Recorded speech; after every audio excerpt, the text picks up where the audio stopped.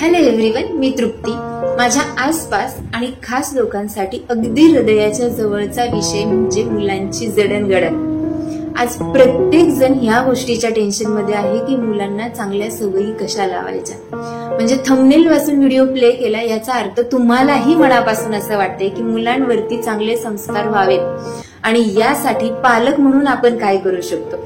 अर्थातच आपल्या आयुष्यातील सगळ्या गोष्टी एका बाजूला आणि मुलांचं भविष्य एका बाजूला.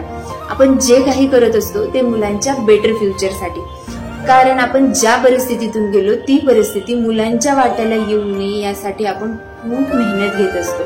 मुलांना चांगल्या सवयी लागाव्यात, स्वतःचं काम स्वतः करावं, वेळेवर अभ्यास करावा, मोबाईल कमी बघावा असं पालकांना सतत वाटत असतं. पण होतं मात्र नेमकं याच्या उलट. टीव्ही, मोबाईल याचा अतिवापर, उलट बोलणं, अभ्यासात लक्ष नसणं, स्वतःच्या वस्तू कुठेही फेकून देणं, अशा बऱ्याच गोष्टी पालक म्हणून फेस करताय आणि चांगल्या सवयी कशा लावायच्या हे कळत नाही. तर हा व्हिडिओ खास तुमच्यासाठी. व्हिडिओ आवडला तर लाईक आणि शेअर नक्की करा, चॅनलला सबस्क्राईब करा आणि हो, कमेंट थ्रू तुमच्या प्रतिक्रिया माझ्यापर्यंत नक्की पोहोचवा. तर मुलांना मोबाईलच्या सवयीपासून दूर कसं करायचं. जर मुलं दिवसभर मोबाईल बघत असतील, गेमिंगची सवय लागली असेल तर काय करावं.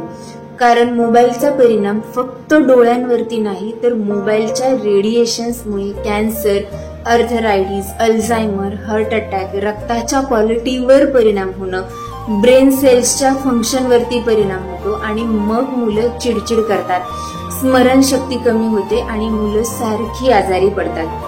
या सगळ्यांपासून मुलांना दूर ठेवायचं असेल तर मोबाईलची सवय कमी करावी लागेल आणि त्याआधी पालक म्हणून तुम्हाला स्वतःला मोबाईलवरती नियंत्रण ठेवावं लागेल. कारण मुलं पालकांना बघून शिकत असतात. मुलांकडे कमालीची ऑब्झर्वेशन पॉवर असते. म्हणजे मुलांचे डोळे एकीकडे असले तरी कान मात्र सगळीकडे असतात. आपल्याला ती खेळतायत असं वाटत असलं तरी सुद्धा त्यांचं लक्ष मात्र सगळीकडे असतं. म्हणून तुम्हाला जे मुलांकडून अपेक्षित आहे आधी तुम्ही स्वतः ते आचरणात आणा. मोबाईल हिसकावून घेऊन किंवा रागवून मोबाईलची सवय जात नसते. त्याऐवजी मोबाईल व्यतिरिक्त दुसऱ्या कोणत्या गोष्टी करता येतील याचा विचार करा. त्यांच्या आवडत्या ऍक्टिव्हिटीकडे त्यांना आकर्षित करा. मुलं कचरा करतात म्हणून बरेच पालक कळत नकळत त्यांच्या क्रिएटिव्ह माइंडला थांबवत असतात. लेट देम टू मेस, म्हणजे काय राडा करायचा आहे ते करू द्यात. त्यांना art and craft, colouring, drawing, घरातल्या घरात गार्डनिंग किंवा टाकाऊ वस्तूंपासून टिकाऊ वस्तू कशा बनवता येतील हे शिकवा. त्यांच्या प्रत्येक गोष्टीकडे बघण्याचा दृष्टिकोन बदलेल. आपण काय बनवू शकतो, अजून काय क्रिएटिव्ह करू शकतो ही थिंकिंग पॉवर वाढेल. मुलांना कुठल्या स्पोर्टमध्ये इंटरेस्ट असेल तर त्यासाठी प्रोत्साहन द्या. म्युझिकशी रिलेटेड इंटरेस्ट असेल किंवा आणखी कुठला छंद असेल त्यात मुलांना पुढे नेण्याचा प्रयत्न करा. यासाठी तुम्हाला स्वतःला वेळ काढावा लागेल. कारण सगळेच स्वतःच्या लाईफमध्ये एवढे बिझी झालेत की एकाच घरात राहून सुद्धा कम्युनिकेशन नाही. मुलांच्या आयुष्यातील आई बाबांचा वेळ सोशल मीडियाने घेतलेला आहे.